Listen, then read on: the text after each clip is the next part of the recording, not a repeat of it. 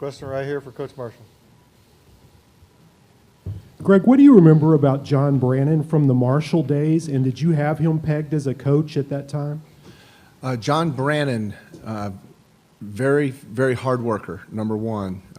He was the last guy to leave the gym. Tremendous skills. He could shoot it and pass it. He had a quirky jump shot, and he'll laugh when he hears me say that, but it went in. And his fifth year after transferring into Marshall, I was the first-year assistant coach, and he was an all-conference player. He was an all-tournament player in the Southern Conference, our last year in the Southern Conference, and we came within a tip-in at the buzzer of UT Chattanooga, a team that eventually went to the Sweet 16 of going to the NCAA Tournament, something Marshall has not done in a while. And Coach D'Antoni got real close this year playing in the championship game. I watched that game. I was pulling for him. But John Brannon was cerebral, Rhodes Scholar candidate as a graduate, and did not know he was going to get into coaching. I thought he would go into the corporate world and be very successful there, but have followed his progress in his coaching career, and he obviously latched on with Anthony Grant, which was a great move at VCU and then Alabama. We've played against each other several times with high stakes, and just really like John and his family. Got to know them as well. They're a wonderful family. He's obviously a fantastic young man and a great coach, and that program is now in its first year eligible for the tournament, second year for him as a head coach, and here they are. Right here. Paul Saundrop, Wichita Eagle. Gregg, Archie Miller mentioned that he watched that Wichita State in the 2013 Final Four, and that provided a little bit of, blueprint that a program like similar to yours can play that way and get to those places. How often do you hear that from other coaches? And I guess that would be satisfying to hear that you've kind of provided that kind of a map for some of those schools. Well, I don't hear that often, but it was nice to hear that from him in our coaches meeting today.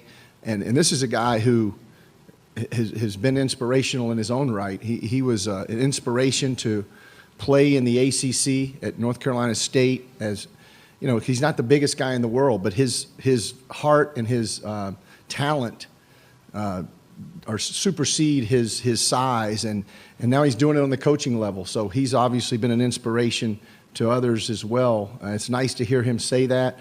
That was a magical run, and it was something that we followed up with the undefeated season, and then a Sweet 16, and then a couple of more wins in the tournament. So it was the impetus of what we're doing today.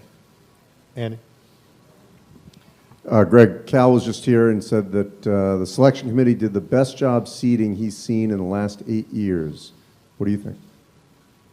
I'll defer to Cal on that. They're probably more likely to talk to him about seeding and where he wants seeds to be than they would be to me. They don't call me. They don't ask me anything, and they probably don't care that I disagree with the seedings. It's a great tournament.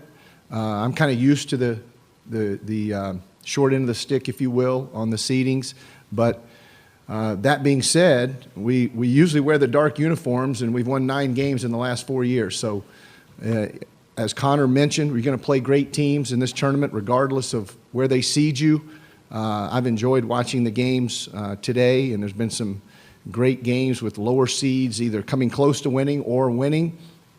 And, we know we've got a challenge tomorrow. The seeds could easily be flip-flopped, but still you're playing a great team and a well-coached team and a team with veterans and seniors. So they've had their success in the NCAA tournament as well. It should be a tremendous game, and then whoever wins gets the winner of Kentucky, Northern Kentucky. Right here.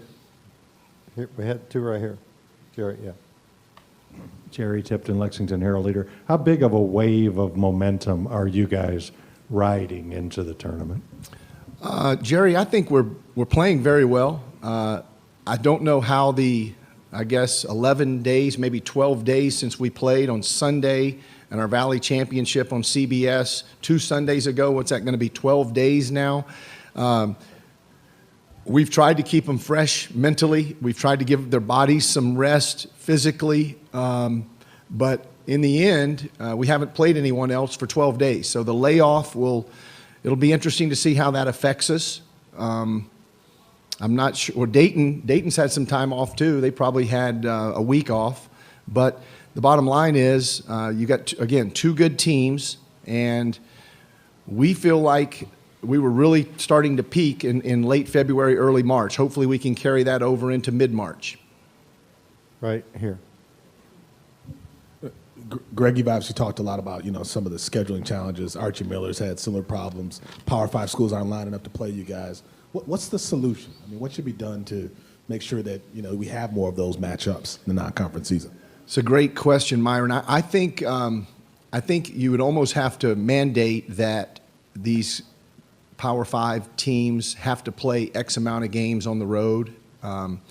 They've got the money with the TV and the bowl games and all of that to do basically what they want. And if they never have to leave their building or go play anyone, it's gotten easier for us in the past 4 or 5 years.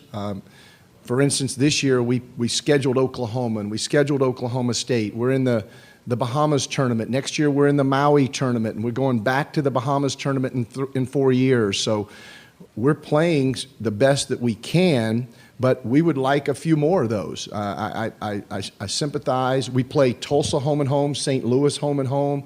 Those are regional rivals that generally are pretty good, but a couple of them had bad years this year, and that's hard to predict when these schedules are made 2 and 3 years in advance. But we played Colorado State on the road, another good team. We want to play the best that we can. We try to go to the best exempt tournaments possible. We play the best Power 5 or BCS schools that will play us home and home, and we're continually looking at that. But we're trying to work on extending the series with Oklahoma. Coach Kruger's been awesome, and maybe we can schedule something with Dayton. Maybe that's the way to go. Maybe we can schedule something with Butler. We practiced in Hinkle Fieldhouse today. Those are probably the answers, but I think the BCS Power 5 teams that don't have to go on the road, and then they also have the opportunity for quality wins, but many of them get a lot of quality losses as well. Right here. Bob Lutz, Wichita Eagle, you've been openly critical of Shaquille Morris during parts of his career at Wichita State. What do you think was the trigger that got him to play in a way that you're now fairly satisfied with? I would say I'm more than fairly satisfied. Shaq is one of those guys that kind of got away with some things in high school because of his immense size and strength. He was like the bully on the playground, and it's not just the basketball court that we've had to push him, Bob. It's in academics as well. But I also want to clarify that I've told him many times this year, as he's made steps towards being the student and the player that he can be, how proud I am of him and his maturation process. He's come a long way, and as a coach, the way we try to do it, we try to develop the person, the student, and the player. He is a great shining example of a guy that's come a long way in all three of those categories. Right here. Every year your name comes up when there's coaching vacancies, and obviously that's kind of happening again this year. But I'm wondering, with those frustrations or challenges with scheduling and seating, could that ever be a tipping point for you to go elsewhere? Or are those things you consider when you're getting offers? Not really. First of all, I don't know what you're talking about. No one's talked to me, or no one's talked to anybody that represents me. There's been no discussion of any of these jobs. In fact, I don't even know what jobs are open, to be honest. There's a lot of action that takes place every day and every week, it seems. But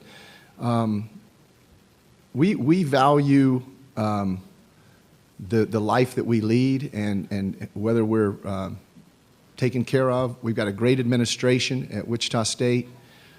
They've been very, very supportive and generous and kind to my family. And, I've got not just me, but I've got my family and I've got my players. And, we think we've got something really good going. So I don't really worry about it. I think it's a very humbling to have your name mentioned with these jobs, and sometimes I listen, and ultimately maybe I'll take one. But right now we're very, very happy where we are.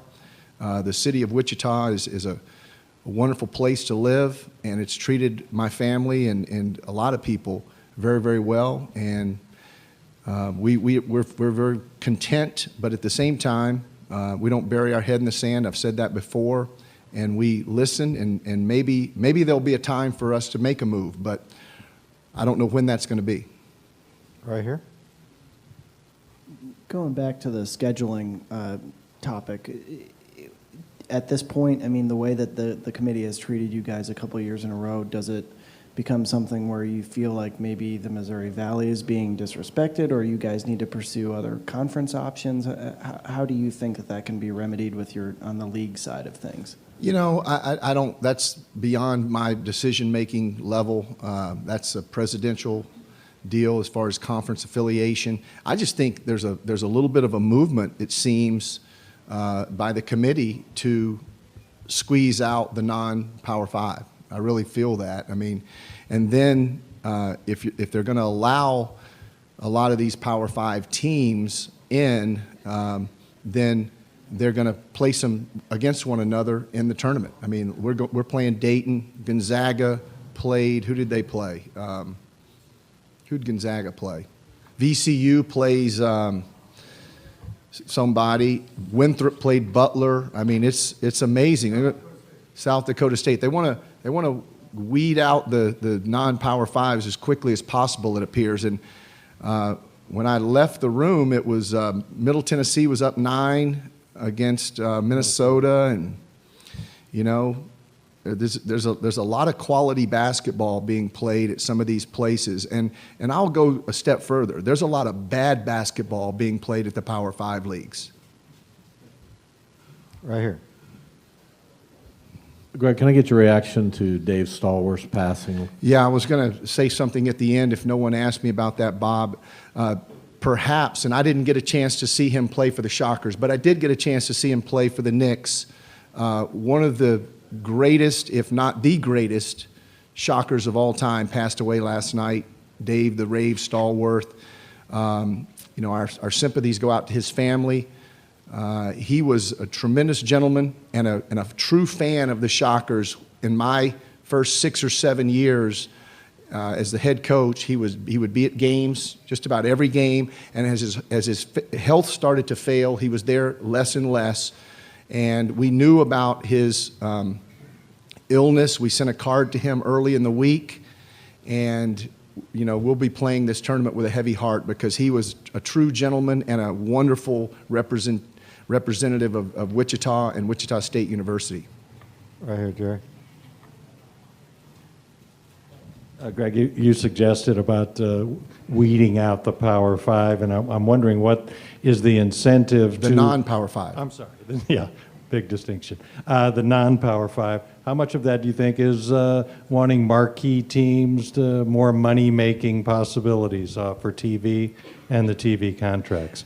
That could be the case, Jerry. I really don't know the answer to that question because I don't study the Nielsen ratings and all that, but to me, this tournament, and obviously there are a lot of people that only know the top 10 or 15, 20 teams in the country. They only know the Kentuckys and the Dukes and the UCLAs. That's all they know. They don't know the Wichita States, the Middle Tennessees, the Daytons, and they kind of dismiss us, if you will. But when the tournament comes around, that's what makes the tournament so special. Now, I'm not going to take anything away from the wonderful game that Villanova and North Carolina played last year. I know I was on the edge of my seat. I really enjoyed watching it as a spectator. But, I just don't think that weeding out the non-Power 5s is going to help the interest in those brackets and people that fill out the brackets and people that have interest in the underdog or the team that's supposed to not win, that wins and makes it to the second weekend or the third weekend like Butler and VCU and we've done recently. Anything else for Coach? Jerry. No worries. Just one thing about you mentioned about your team peaking or starting to peak late February and into March. What did you see that told you, I mean, what's your approach to basketball as a team, and what was working so well? Jerry, we've been able to score the basketball very well this year. We can strike you from all 5 spots on the floor. That has not been our problem. We've scored over 80 points 20-something times this year. We continue to get better defensively. Our numbers, our analytic numbers and whatnot continue to improve defensively as the season went on. They weren't quite as good as last year, but last year was hard to improve upon. We were the single best defensive team in the country. So as we started to get better defensively, Shaq Morris got healthy from a mid-season thigh injury, and I finally was smart enough to hand the ball to a freshman point guard, Landry Shamet. That took Connor Frankamp off the ball, and he could just concentrate on scoring. And those 3 things, I think, along with a couple of guys like Zach Brown and Rashard Kelly accepting their roles on our team and becoming great defenders and energy givers. And it's really been a really nice experience for me as a coach to watch our team. It's almost been like time-lapse photography, watching a flower bloom. That's what it's been like to watch our team develop into a cohesive juggernaut, if you will. That it? Thanks, Coach. See you Thank tomorrow. you. All right.